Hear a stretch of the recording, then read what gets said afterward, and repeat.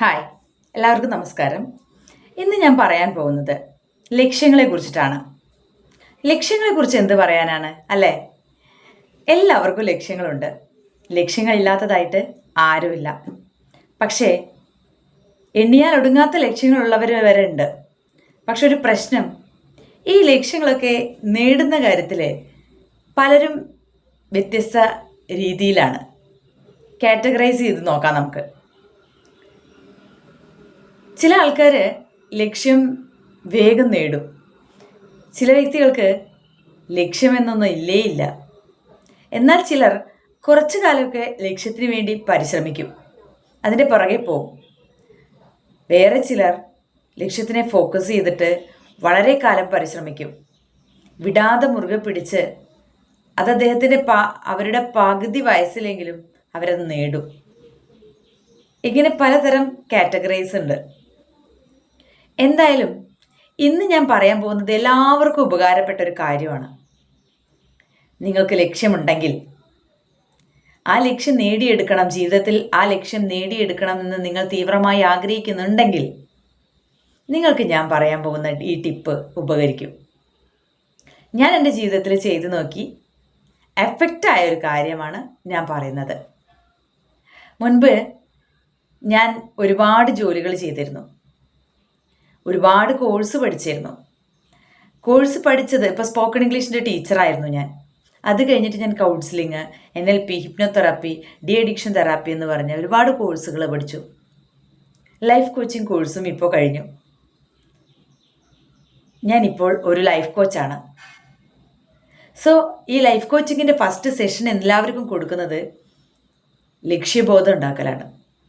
ഒരു ലക്ഷ്യം ഉണ്ടാക്കിയെടുക്കുക, എങ്ങനെയാണ് ഒരു ലക്ഷ്യം നേടുക, ലക്ഷ്യമില്ലെങ്കിൽ എങ്ങനെയാണ് ലക്ഷ്യത്തെ കണ്ടുപിടിക്കുക എന്നെല്ലാം ആണ് ഞാൻ ഈ വീഡിയോയിൽ പറയാൻ പോകുന്നത്. ആദ്യം തന്നെ ഒരു കാര്യം ഞാൻ പറയാം.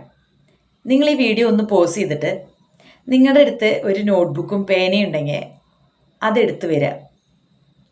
കാരണം നമ്മളെല്ലാവരും സ്കൂൾ കാലഘട്ടം കഴിഞ്ഞ് ഉപേക്ഷിച്ച, നിർത്തിവെച്ച ഒരു ശീലമാണ് ഈ ലക്ഷ്യത്തിനെ നേടുന്നതിന് നമ്മളെ സഹായിക്കുന്നത്. ഒരു പെന്നും ഒരു ബുക്കും. ഇത് രണ്ടും കൊണ്ട് ലക്ഷ്യം നേടാം. എങ്ങനെ? എഴുതി എഴുതി എഴുതി എഴുതി ലക്ഷ്യം നേടാം. നമുക്ക് ഒരുപാട് ഗോൾ ഉണ്ടായിരിക്കും. അതിലൊന്നും കൂടി നമ്മൾ അതിനെയൊക്കെ ഒന്ന് എന്താ പറയുക, ഹരിച്ച് അല്ലെങ്കിൽ അരിച്ച് ഒക്കെ എടുക്കില്ലേ? അങ്ങനെ എടുത്തു കഴിഞ്ഞാൽ ഒരു 20 ഗോള് ഉണ്ടാക്കിയെടുക്കുക. 20 നിർബന്ധമില്ല, 20ൽ കുറവാണെങ്കിലും കുഴപ്പമില്ല. 20ൽ കൂടുതലാണെങ്കിൽ അതിനൊക്കെ ഒന്നുകൂടി മോഡൽ ചെയ്തിട്ട് എടുക്കണം.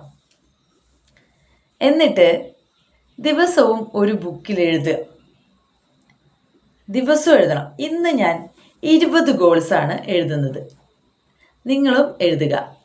20 ഗോൾസ് എഴുതിയാൽ ആ 20 ഗോൾസ് അടുത്ത ദിവസം നോക്കി കോപ്പി അടിക്കരുത്, അടുത്ത ഗോൾ എഴുതുക.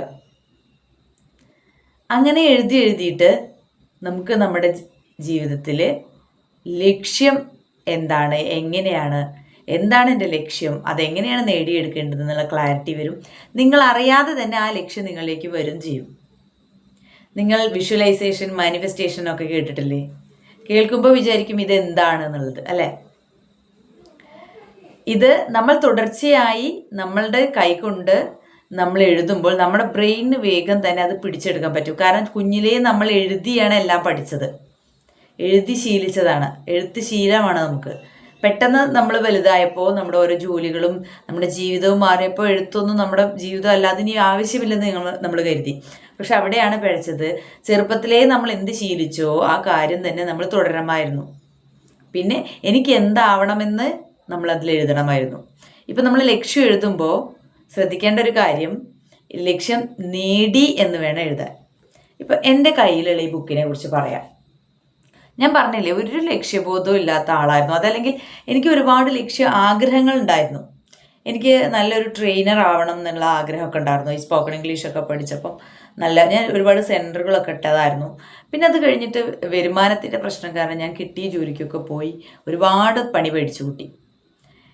അപ്പോഴൊക്കെ ഓരോ ജോലിയിൽ കയറുമ്പോഴും എൻ്റെ മനസ്സ് പറയുന്നുണ്ട്, ഞാൻ എന്തിനാണ് ഈ ജോലി ചെയ്യുന്നത്, ഇതെൻ്റെ ജോലിയല്ല, ഇതല്ല എൻ്റെ മേഖല എന്നൊക്കെ എൻ്റെ മനസ്സിൽ പറയുന്നുണ്ട്. നമ്മുടെ മനസ്സിൽ ഒരു തീവ്രമായ പാഷൻ ഉണ്ടെങ്കിൽ നമ്മളതിനെ ഏത് ജോലിയിലേക്ക് നമ്മൾ പോയാലും മറ്റൊന്നിൽ നിന്ന് നമ്മളതിനെ ഇങ്ങോട്ട് ആകർഷിപ്പിക്കുന്ന ഇതായിരിക്കും നമ്മുടെ പാഷൻ. നമ്മൾ എത്ര ചെയ്താലും മടുക്കാത്തത് എന്താണോ അതാണ് നമ്മുടെ പാഷൻ. സോ എൻ്റെ പാഷൻ എന്ന് പറയുന്നത് ഈ ട്രെയിനിങ്ങും കോച്ചിങ്ങും ഒക്കെയാണ്. അതിന് ഏറ്റവും നല്ല ഇടം ഓൺലൈനാണ്. പക്ഷെ എനിക്ക് ഒരു ഐഡിയ ഉണ്ടായിരുന്നില്ല അതെങ്ങനെയാണെന്ന്. ഞാൻ ഒരു കോഴ്സ് ചെയ്തതിൻ്റെ ഭാഗമായിട്ട് അതിൻ്റെ കമ്മ്യൂണിറ്റിയിൽ നിന്ന് അദ്ദേഹം എൻ്റെ സാറ്, എൻ്റെ മെൻറ്റർ അയച്ചു തന്ന ബുക്കാണിത്, ബുക്ക് ഓഫ് ഗോൾ. എന്നിട്ട് അദ്ദേഹം എന്നോട് പറഞ്ഞത്, ഇതിൽ 20 ഗോള് ദിവസവും എഴുതുക. ദിവസവും 20 ഗോൾ എഴുതുമ്പോൾ നിങ്ങൾ എന്താവും, നിങ്ങളറിയാതെ തന്നെ നിങ്ങളുടെ ഗോൾസ് യാഥാർത്ഥ്യത്തിലാവുന്നു. സത്യം പറഞ്ഞ ബുക്ക് കൈ കിട്ടുമ്പോൾ എനിക്ക് ഒരു പ്രതീക്ഷ ഉണ്ടായിരുന്നില്ല, ഈ ഗോളൊക്കെ എഴുതിയാൽ ഇങ്ങനെ രക്ഷപ്പെടുമോ, സത്യമാണോ എന്നൊക്കെ.